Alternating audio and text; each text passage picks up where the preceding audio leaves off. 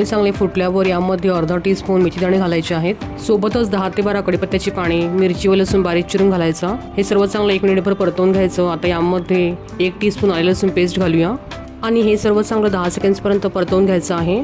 आता यामध्ये चिमूटभर हिंग घालायचं आणि सर्व चांगलं परतवून घ्यायचं। आता यामध्ये तयार केलेलं ताक घालायचं, सोबतच गरम पाणी घालायचं आणि सर्व एकत्र मिक्स करून घ्यायचं आहे।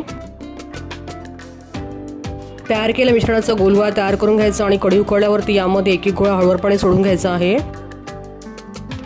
आता या ठिकाणी कढीला उकळी आली आहे। आता यामध्ये एक गोळा सोडून घ्यायचा आहे।